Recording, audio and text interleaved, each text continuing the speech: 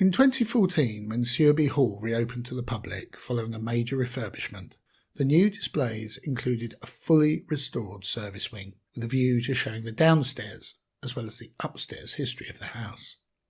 But while many find the details of the servants' working lives and their roles in the house fascinating, few stop to think about how the servants came to be there at all. In a house like Sewerby Hall, it was the job of the butler and the housekeeper to recruit the more junior servants, the butler the men and the housekeeper the women, while the mistress of the house personally employed the upper servants.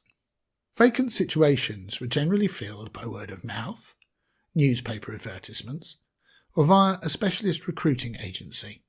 A departing servant might suggest a replacement that they knew personally. Members of staff might put in a word with the housekeeper for friends and relatives, or one employer might pass on a recommendation to another.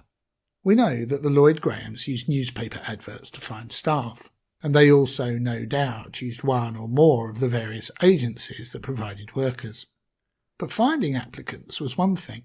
Finding the right applicant was another. Employers were terrified of taking on a dishonest or criminal servant, or one unaccustomed to the ways of gentlefolk.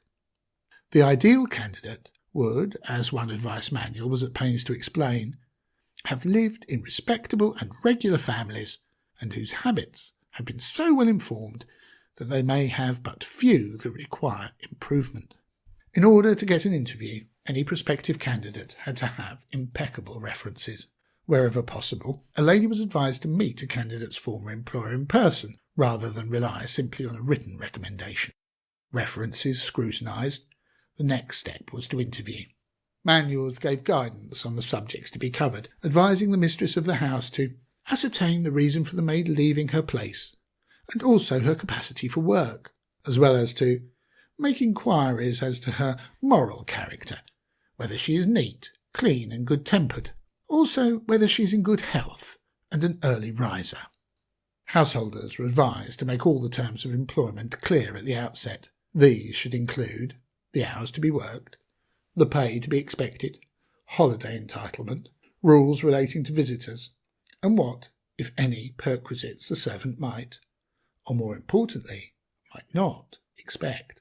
It was also advised to make clear the terms of dismissal, usually a month's notice, or wages in lieu of it, unless of course the servant had committed an act of insobriety, impropriety, dishonesty or disobedience, when instant dismissal would be the norm.